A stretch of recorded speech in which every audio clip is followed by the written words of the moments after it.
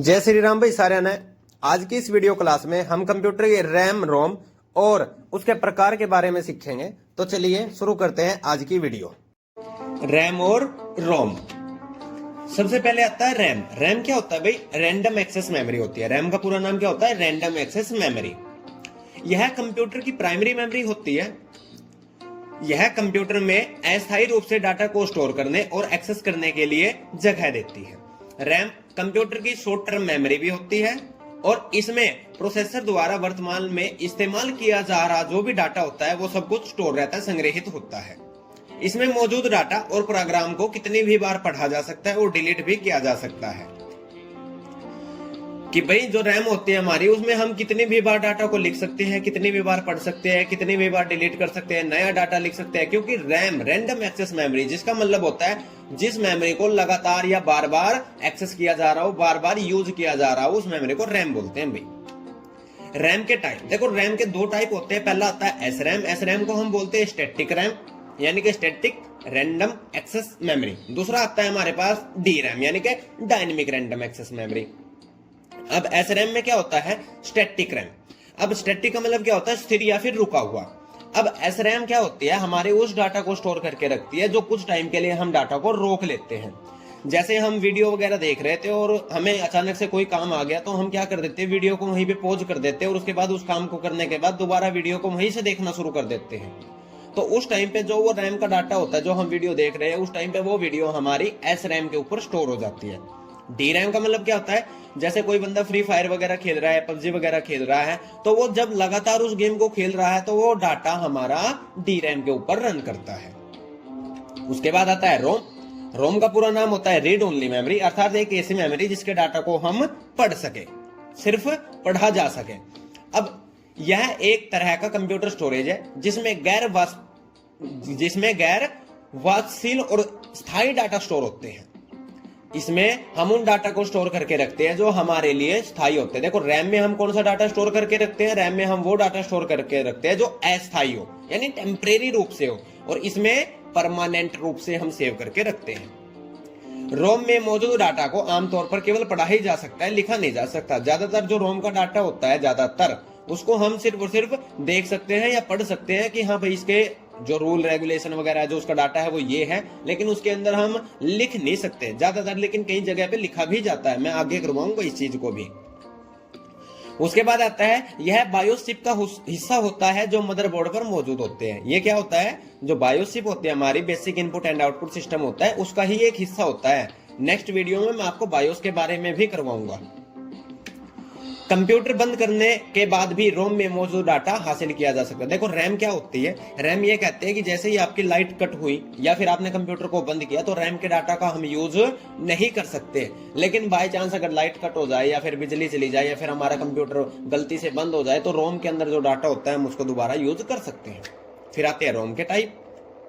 अब रोम के 4 तरह के टाइप होते हैं। पहला आता है एम रोम। एम रोम का मतलब होता है मास्केड रीड ओनली मेमोरी। उसके बाद आता है PROM, programmable read only memory. उसके बाद आता है EPROM, erasable programmable read only memory. उसके बाद आता है EEPROM, electrically erasable programmable read only memory. अब इनमें ये जो 3 है, PROM, EPROM, EEPROM, ये लगभग सेम ही है, लेकिन एम रोम इनमें अलग होता है। देखो, एम रोम क्या होता है? मास्केड रीड ओनली मेमोरी। एम रोम के अंदर हम उस डाटा को सेव करके रखते हैं जिसको हमें छुपाना पड़े। मास्केड का मतलब क्या होता है? मुखौटा या छिपा के रखना, या फिर डाटा कुछ और है और हमें कुछ और दिखाना।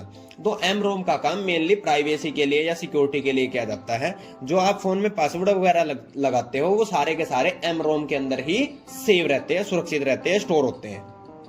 आपने एक चीज और नोट करी होगी, जब आप अपने फोन का पासवर्ड भरते हो या किसी भी तरह का कहीं पे भी आप पासवर्ड भरते हो तो वहां पे वो आपको पासवर्ड के नंबर दिखाने के बजाय आपको स्टार, डॉट, इनमें आपको वैल्यू देता है ताकि कोई दूसरा बंदा उसको देख ना सके। इसीलिए इस तरह के डाटा को मास्केड डाटा या फिर इस डाटा को एम रोम सेव करके रखती है, मास्केड रीड ओनली मेमोरी। क्यों? क्योंकि उसमें जो आपका डाटा होता है उसको वो उस डाटा की जो उसकी वैल्यू है, जैसे आपने पासवर्ड लगा रखा है 1 2 3 4, इसको 1 2 3 4 ना दिखाते हुए 4 बार स्टार दिखाएगा। ये काम किसका होता है? एम रोम का। फिर आता है पी रोम। अब पी रोम क्या कहता है? पीरोम कहता है प्रोग्रामेबल रीड ओनली मेमोरी, अर्थात आप इस डाटा को एक बार लिख सकते हो। किसी भी तरह के आप डाटा को कितनी बार लिख सकते हो? आप एक बार लिख सकते हो। उसके बाद आता है EPROM, erasable programmable read only memory. EPROM क्या कहता है कि आप जो आपका डाटा है उसको आप लिख सकते हो, बाद में आप उसको इरेज करके दोबारा भी लिख सकते हो, लेकिन लिमिट में, अर्थात ये आपको एक लिमिट देता है। EEPROM, electrically erasable programmable read only memory. अब ये क्या कहता है आपको कि भाई आप उस डाटा को लिखो, मिटो, फिर दोबारा लिखो, फिर डिलीट करो, फिर लिखो, फिर डिलीट करो, फिर लिखो, अर्थात अनलिमिटेड। ये तीनों एक ही जैसे हैं। पीरोम क्या कह रहा है? किसी भी प्रोग्राम को आप एक बार कर सकते हो, सिर्फ एक बार जो आपने वहां पे दे दिया तो दे दिया, उसके बाद आप कोई भी तरह की एडिटिंग नहीं कर सकते। ईपीरोम क्या कहता है कि भाई आप उस डाटा को लिख सकते हो, गलत हो गया तो मिटा के दोबारा लिख सकते हो, दोबारा आप उसको चेंज कर सकते हो, लेकिन लिमिट में। जैसे ये आपको दे दे कि 5 बार कर सकते हो, 3 बार कर सकते हो, 10 बार कर सकते हो, ऐसे इसने लिमिट दे दी। ईपीरोम क्या कह रहा है? अनलिमिटेड। आप उस डाटा को लिखो, गलती होगी दोबारा मिटा के दोबारा लिखो, फिर दोबारा लिखो, मतलब बार बार आप उसको क्या कर सकते हो? चेंजेस कर सकते हो। इसमें किसी भी तरह की कोई भी रोकथाम नहीं है, किसी भी तरह का स्टॉप पॉइंट नहीं है। आप बार बार उस डाटा को लिख भी सकते हो, मिटो भी सकते हो, इरेज भी कर सकते हो, बार बार आप उस डाटा को फील कर सकते हो।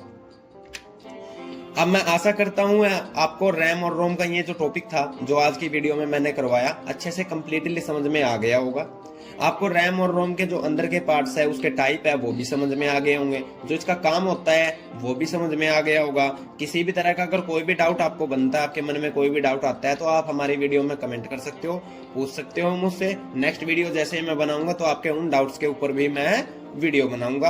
उन डाउट्स को मैं पूरी कोशिश करूंगा कि मैं आपके डाउट्स क्लियर कर सकूं। इसीलिए हमारी वीडियो को लाइक करें, शेयर करें और सब्सक्राइब करें और बेल आइकन को प्रेस करें, ताकि आपको जैसे ही मैं नेक्स्ट वीडियो बनाऊं उसके लिए जो उसकी रिगार्डिंग डिटेल्स है वीडियो की, वो आपको तुरंत और सबसे पहले मिल सके और आप उन वीडियो को देख सकते हो। इसके लिए आपका बहुत बहुत धन्यवाद। जय श्री राम।